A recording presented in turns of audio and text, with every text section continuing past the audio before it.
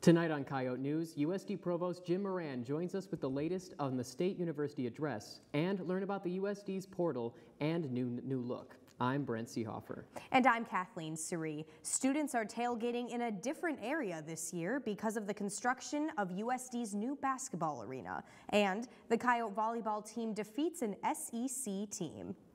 Plus, this summer, a statewide texting while driving ban went into effect, but state, even city law enforcement officers aren't the only ones issuing tickets. First, the headlines with Delaney Schenk. President Barack Obama says the U.S. will not send armed forces to Iraq to fight a ground war. Earlier today, Obama said the best way to degrade and destroy the extremists is to lead an alliance of countries against the Islamic State of Iraq and Syria, also known as ISIS. The U.S. plans on using airstrikes against the countries. Scotland will vote tomorrow to decide if they want to split from the United Kingdom. They've been a part of it for 300 years. Britain's nuclear weapons are currently housed in Scotland, and if the decision is yes, the future of the Trident nuclear program on lease from the U.S. will be in question. If Scotland decides to split, they'll have a bigger say in world affairs throughout the European Union and NATO. Ebola is spreading and has killed nearly 2,500 people. The disease, mostly in West Africa, has caused families to suffer multiple deaths. 3 U.S. Ebola patients have been brought back to the States to recover and are in good health. President Obama says that the military will set up headquarters in Liberia to coordinate international relief. And those are your headlines. This afternoon, USD President Jim Abbott delivered the 2014 State of the University Address at Alf's Auditorium in Slagle Hall. The address focuses on the university's priorities for the upcoming academic year, while also recognizing major university achievements from the previous year. Coyote News' Megan Card is live in the concourse with Provost Jim Moran to discuss the main points from the address. Megan? Thanks, Kathleen. Provost Moran joined the university this past summer and attended his first State of the University address. Thanks for joining me today, Provost. Tell me a little bit, for the students who didn't attend the address, what were some of the main points that President Abbott made? Sure. And Megan, I want to thank you for allowing me to come in and talk about this. I think as a whole, it was a very optimistic kind of picture of the university, pointing out some of our points of pride, but also I think outlining for us some of the challenges and opportunities we have. And some of those deal with the enrollment issues. I think we clearly identified that we're doing fairly well in enrollment, at least compared to 5 years ago, but real areas that he really identified for us to work on are areas in which to increase international programs, do a little better on transfers, first-time freshmen, and also I think the success of a diverse student population. When he's talking about changing our retention numbers, how do you actually follow through on that kind of priority?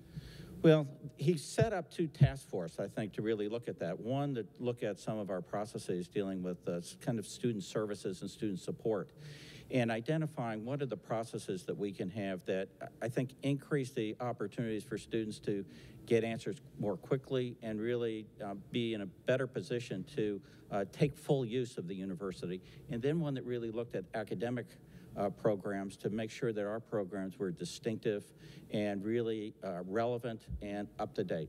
And why should students care about this yearly address? Well, I think it outlines the kind of goals for us over the next year in terms of where the priorities for the university are going in terms of what we're going to be working on. Thanks, Dr. Moran. I appreciate it. Thanks. Live from the concourse, this is Megan Card. Thanks, Megan. During the summer vacation, USD experiences some changes to campus, including a new online system for students, faculty, and staff. The MyUSD portal features a single sign-on channel, a renovated design concept, and the ability to adapt to different forms of technology, like tablets and smartphones. This convenience has led to an increase in students, faculty, and staff using the portal. Students can preview their email and calendars, as well as save username and password information for D2L, WebAdvisor, and other programs used by the university. And as USD is no longer known as the U, the portal is no longer called the MyU portal. The change to the MyUSD portal now complements the overall university branding. Coming up after the break, a run was held in Vermillion to raise awareness for suicide prevention. But first, learn if UPD can pull over for students texting and driving. Stay tuned.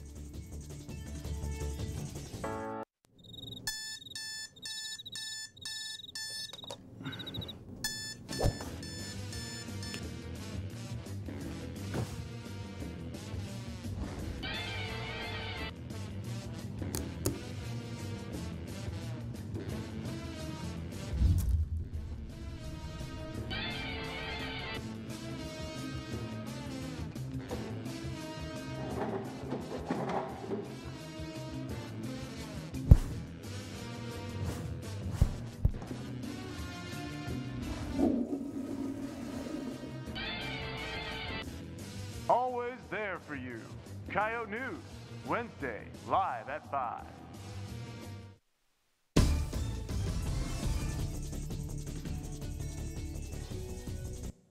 Over the summer, South Dakota became one of the last states to adopt a ban on texting while driving. As Coyote News' Jackie Hendry reports, Vermillion's citywide ban is even more restrictive than the state's.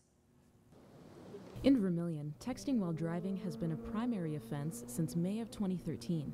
This means officers can stop drivers they suspect of texting, but under state law, it's a secondary offense, meaning law enforcement must be stopping the driver for another reason.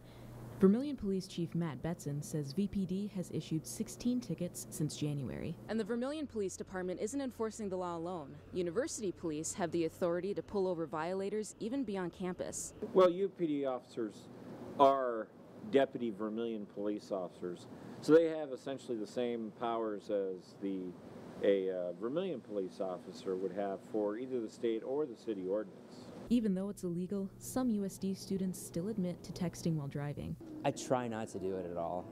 I mean, admittedly, I do once in a while when I've got like 3 or 4 texts. It's like, oh, it might be important, but it's usually not, so I do tend to ignore them until I stop. It is dangerous, I think, so. I mean, I know myself, like when I text and drive, I get a little swervy on the road, so. That's exactly why Chief Betzen says distracted driving is dangerous. This is not about writing tickets. This is about safety of our citizens, and both texting and driving and wearing seatbelts have been proven to save lives. For Coyote News, I'm Jackie Hendry. The statewide fine for texting while driving before court costs is $100. With several recent high-profile assaults in the news, abuse prevention is a trending topic. USD is joining in the efforts by requiring students to complete a mandatory online training course. Through a partnership with EverFi Haven System, the training's purpose is to bring awareness to the issue of sexual assault on college campuses. The NFL has been under close scrutiny during the past few weeks following abuse allegations against several professional players. Ray Rice was the first to make the news after this assault of his girlfriend, and reports of Adrian Peterson beating his 4-year-old son shortly surfaced after. Now, hear what USD students have to say about domestic violence. Wrong, just wrong. Terrible. I don't really know what to say about it. It's just kind of scary that he just snapped like that. I think that there's a lot of controversy surrounding this simply because it is known for sure if Goodell had the information to begin with. In more than one word, I'm glad that, you know, however many months later, he's finally being kicked off his team and presumably banned, but this is coming much, much too late. It was kind of disgusting how long it took NFL to kind of act because they waited until footage was actually released. You never hit a woman. I feel like I don't think that in order for you to express your anger, you need to physically hurt somebody. And especially like if you said that, like usually you love your girlfriend, and if you loved her enough, you would not put your hands on her. And like a lot of people try to use abuse as a way to teach somebody something or to express what they're feeling, but there are other ways to go about your anger. Later in sports, commentator Grant Boziacki shares his thoughts about the NFL this season. Now, Coyote News' Jackie Hendry is live in the concourse with Student Government Association President Tyler Tortson to talk about the SGA plans for this year. Jackie? Thanks, Kathleen. Barely a month into the new semester, and SGA has gotten right down to business with 3 meetings already under their belt. And President Tortson is here to talk to me about some of the goals that they have in mind for the new year. Thanks for joining us today. Thanks for having me. Well, first of all, I know sustainability is a really hot issue on campus now. What are some of the goals that SGA has to make USD more environmentally friendly? You bet. Now, SGA has a lot of excellent ideas coming up. A lot of things that we're excited about, getting new like water refillable stations in high traffic areas like the Muck, looking at different recyclable options on campus, just a variety of different ideas that we're really going to look into implementing this year. Another thing that I've noticed has been discussed is a student organization room. What should students know about that? Where is it? Who's permitted to use it? And what's the plan for that space? You bet. Yeah, this student organization room is now in the Monster University Center expansion. So right over the opposite side of where Qdoba and Chick-fil-A is, there's a room back there that all student orgs have access to. They're able to check out for room reservations. Each student organization can sign up for a closet. a lockbox, that kind of thing. That way they can store all their stuff in there. They can have meetings in there. There's a TV in there, workspace, supplies, just a full student organization room. Great. And finally, for students who aren't a part of this student government, what are some of the ways that they can be sure that their voices are heard in the process? Yeah, we actually just got a new office. We moved downstairs to the first floor of the MUC, right across from the bookstore, room 143. We have weekly office hours, so there's always somebody in there. Our weekly meetings Tuesday at 6:30 upstairs in MUC 216. There's just feel free to stop by. Just any opportunity that they get to see us, and we'll be reaching out. Yeah. Great. Thanks so much. That was SGA President Tyler Tortzen talking about some of the ways that students can get involved and some of the goals for SGA this semester. Live in the Al Newharth Media Center Concourse, I'm Jackie Hendry. Thanks, Jackie. To raise awareness during the Suicide Prevention Week, the 9th annual Nikki's Fund 5K Run Walk was held Saturday in Vermillion. Participants joined in a moment of silence before the race began in memory of those no longer with us. More than 100 runners from the surrounding area signed in and prepared themselves for the start of the race at Prentice Park. Adults and children gathered at the starting line and raced through Vermillion. The route led them back to Prentice Park, where a balloon release was held in remembrance of their loved ones. Since the run's creation in 2006, Nikki's Fund has raised over $35,000 for USD students. If you or anyone you know is struggling, contact the USD Student Counseling Center on campus, located at the Cook House. Coming up after the break, sororities had a higher retention rate after changing their recruitment process. But first, learn why students participate in the backpack program to support Vermillion children.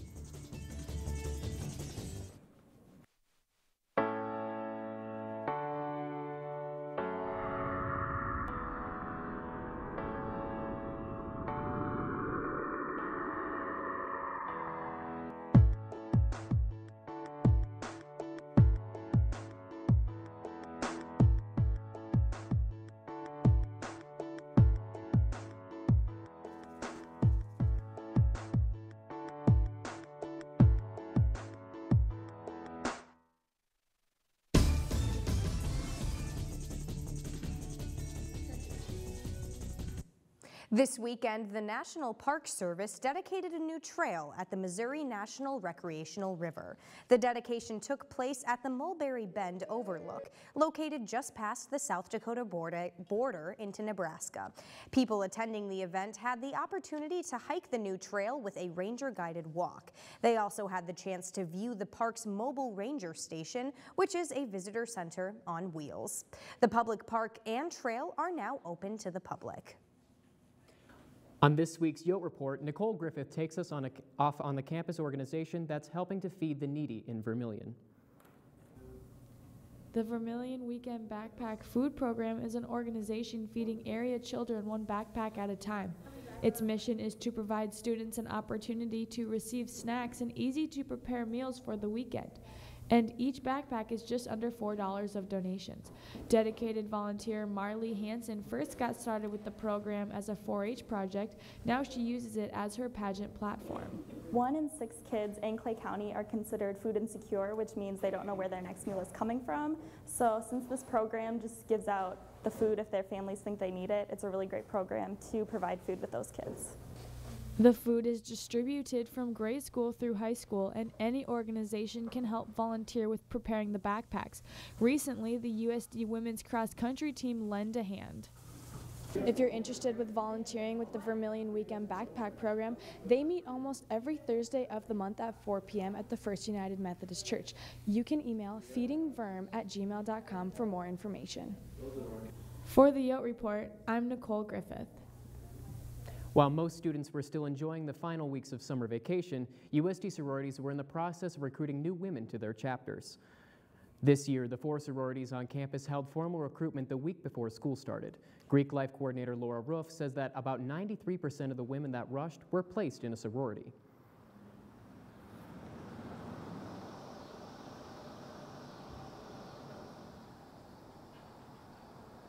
One of the big questions that a lot of people were asking about sorority recruitment was how is it going to affect our numbers? And we are happy to say that while we saw a decline in the number of women that signed up, we actually saw a huge spike in retention. Roof says that the feedback from the formal recruitment was positive and the process will stay the same next fall. Particularly the women that were in the sororities loved the fact that they didn't have to stress about preparing for recruitment each day while they were trying to settle into their classes. And for the young women that were coming to campus, they didn't really know that there was a huge difference, but they reported as well that they really enjoyed the experience. Although some women weren't able to participate in formal recruitment, they still have the opportunity to join a sorority through continuous open recruitment, which happens throughout the school year. On this week's Coyote blog, Abby Pierce tries to understand why some people are so obsessed with a certain flavor of coffee during this time of the year. 3 letters, PSL. If you're a college student or young adult during this time of year, you may know what I'm referring to.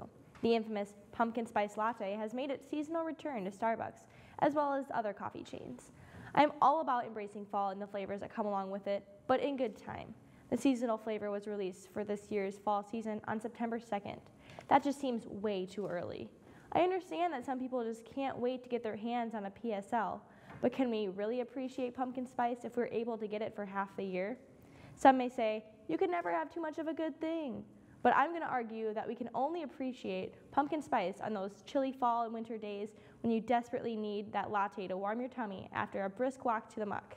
The average temperature here on September 2nd is 82 degrees.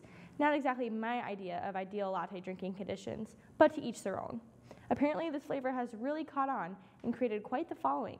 Starbucks reports 29,000 tweets, including the hashtag pumpkin spice, since August 2012. People are getting a little obsessed and brands are definitely noticing. After a quick look at some of these hashtag pumpkin spice tweets, I came across pumpkin spice Oreos, vodka, even burgers. What in the world? I'm not sure who thought of the burger idea, but I can't say I'm a big enough pumpkin spice fan or nearly ambitious enough to try that. Now that it's getting a little chillier around here, I may have to stop by U-Brew and grab a warm beverage, and hey, it might just be pumpkin spice. For Coyote Blog, I'm Abby Pierce. Thanks, Abby. Coming up after the break, see where USD students are tailgating now that the old space is no longer available. And the USD football team took on another ranked team. Stay tuned. Spain is known for many things. It's food, it's dancing, it's bullfighting, and fiesta.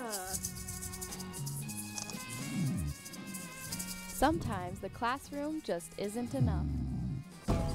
Step outside the classroom. Experience what it's like to go snorkeling in the Atlantic or ride a camel in Morocco. With the Global Learning Program at USD, you can earn credits taking the trip of a lifetime overseas. Experience what you're missing. Experience global learning.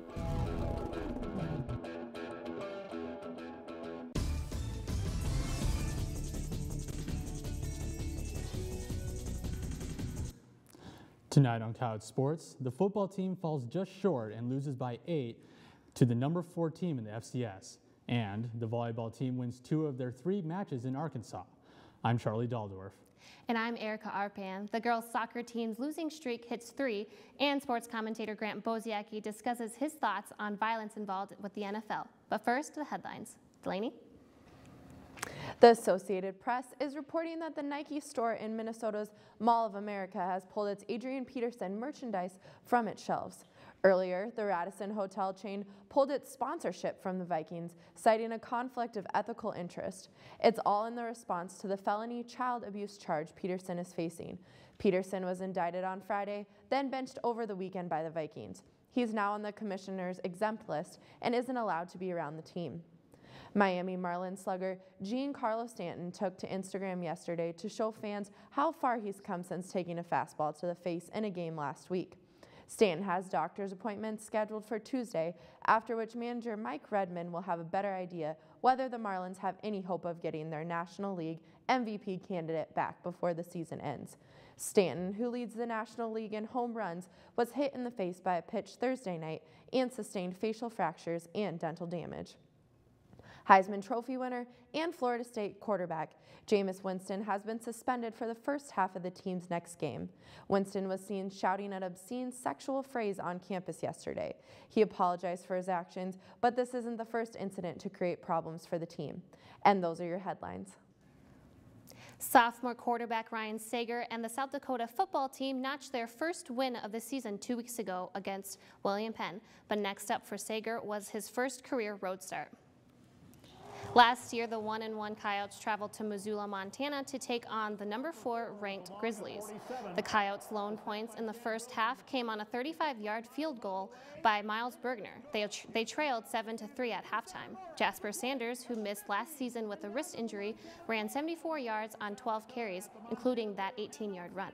His touchdown in the third quarter cut the lead to 14-10. But turnovers got the best of the Coyotes. Sager threw 2 interceptions, and Sanders had a costly fumble in the fourth. Montana's Trayvon Van overcame USC tacklers to score on the play. Van had 59 of the Grizzlies' 207 rushing yards. USD cut the deficit to 8 when Eric Shuffer Jr. caught a 31-yard touchdown with just under 2 minutes to go. However, it wasn't enough, and the Coyotes fell 28-20.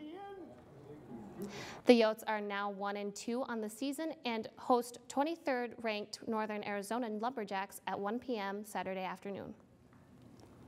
With construction underway for the new sports arena, students have had to find a new place to tailgate. The location is back in its original spot on the north side of the dome. Assistant Director of Student Services, Lindsay Sparks, says students are enjoying the new spot.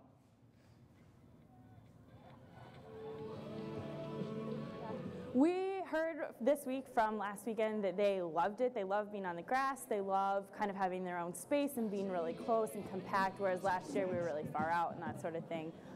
The change also makes it easier for UPD to make sure students have a fun and safe tailgating experience. You know, it just helps control the situation a little better so we don't have everybody spread all over campus and around the dome. Students like that the small area allows them to enjoy time with friends and keep a little cooler. I like that it's in the grass this year. Last year it got really hot on the concrete, and it's just so close together that everyone kind of can just go from tailgate to tailgate. It feels more like a community. Tailgating begins at 11 a.m. before each home football game. Senior outside hitter Kendall Crittenbrink was named the Summit League's Volleyball Offensive Player of the Week. Crittenbrink recorded 57 kills over 3 matches at the Razorback Invitational this past weekend. It's the first time she's won the award this year, but she's no stranger to it, having won it 6 times in the past. The Coyotes won 2 of 3 in Arkansas, with their loss coming against Southern Methodist. On Friday, the Coyotes take on Colorado at the Creighton Classic. USD will take on host Creighton and Illinois on Saturday. USD golfer Sam Matthew led the Coyotes with a 5th place finish at the University of Nebraska-Omaha Invitational this week. Matthew shot a total of 221 on the 54th hole course. The team finished in 4th place out of 10 teams, their best finish so far this fall. Grant Campbell placed 6th overall with a 222, but competed as an individual, so his finish didn't count towards the team race. USD will compete at the SDSU Jackrabbit Invitational on Monday. The USD women's soccer team played host to 2 games this past weekend. Junior Taylor Navala scored a header in the 7th minute to give the Coyotes an early lead against Wyoming on Friday. The Coyotes held on to the lead until the second half when the Cowgirls scored back-to-back goals within just minutes of each other. The Coyotes lost the game 2-1. The Coyotes also faced their I-29 rivals this weekend. The Coyotes placed the Creighton Blue Jays on Sunday afternoon, and despite a second-half goal, the Coyotes lost 3-1. In this week's sports commentary, Grant Boziacki discusses the National Football League's glaring issue with domestic violence. The hot topic in the worldwide of sports, as you know, has been the dire state of the NFL. Names like Greg Hardy, Ray McDonald, Adrian Peterson, and Ray Rice have filled headlines for all the wrong reasons. Domestic assaults and now child abuse has been the first item of discussion brought up with the league rather than the play on it. I feel like it's my responsibility to shed some light on this pressing issue. ESPN's Heath Olbermann recently displayed a poll asking if the NFL is suffering from an epidemic of domestic violence problems. 69% of Americans said yes, 70% of NFL fans said yes, and 73% of female fans said yes. Those numbers are glaring, and we're talking about a sport that gained as many viewers in last week's Sunday night matchup between the 49ers and the Bears as the NBA got in last year's game-clinching championship game. What makes matters worse is the league's commissioner, Roger Goodell, has not been innovative whatsoever in fixing this vast issue the league has. It took a video to hit the web to ban Ray Rice for the foreseeable future, while preposterously has been up in the air each week whether these players are allowed to strap up their helmets on Sundays. But does that really surprise you? We're in a culture where winning dominates over everything. Teams are allowed to sit back on the wayside and say it's out of their hands, when in reality, they can't stand the thought of hurting the product of their team by having these players on the sidelines. I fully realize that in the last 24 hours, Hardy and Peterson have been asked to stay away from their teams, but the disturbing part for me is that the NFL is simply reacting and not acting. So I'm telling you, Roger Goodell, you need to do more. And players, you need to do more as well. And all this needs to happen sooner rather than later. For Coyote Sports, I'm Grant Boziacki. Thanks, Grant. Coming up, find out which type of phone students prefer. Plus, skydiving isn't just for humans anymore. Stay tuned.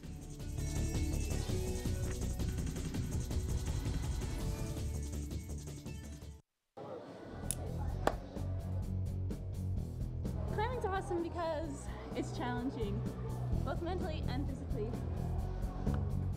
Climbing's great because I feel like Spider-Man.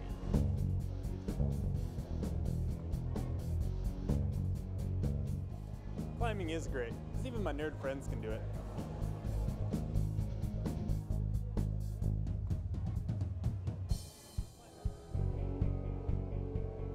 Climbing's awesome because there's always someone who has your back.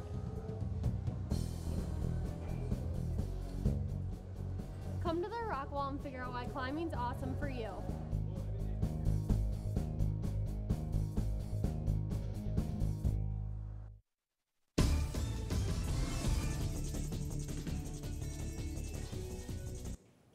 Apple recently released the new iPhone 6 to keep up with their main competition, Samsung. On this week's Out and About, we asked students if they prefer iPhone, Samsung, or a different kind of smartphone. The iPhone. The iPhone. I prefer the iPhone just because I've always had it. It's more familiar to me, and I just think it's a better phone. The iPhone. iPhone? iPhone, just because I know how it's set up. I'm iPhone all the way. Probably for the iPhone, just because that's the only smartphone I've ever known. Probably just the iPhone because I had an iPod when I was little, so I already know how to run it, and it's not confusing.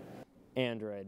I'm really happy with any Android phone. The Sony Xperia, because it's about 3 times bigger than the iPhone and it's completely waterproof.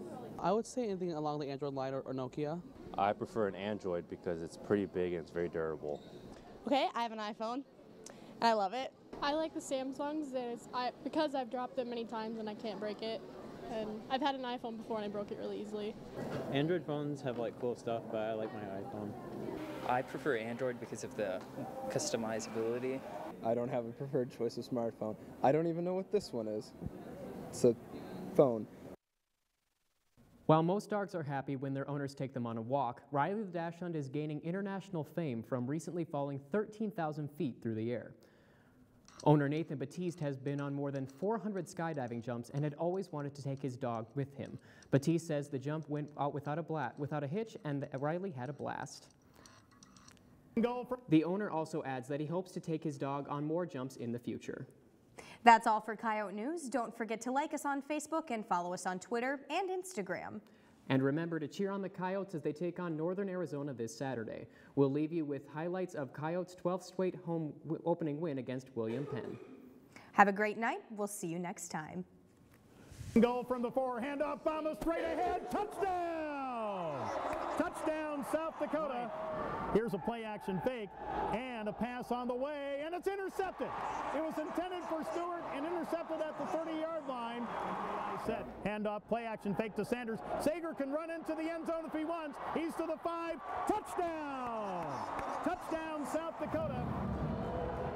2nd and 8 from the Coyote 14. Here's the pitch, and fumbling is Jonathan Ward, and he makes something out of nothing. Boy, he gets leveled.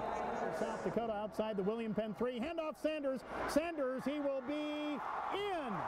Touchdown. Touchdown, South Dakota. Vandermotten will line up on the right.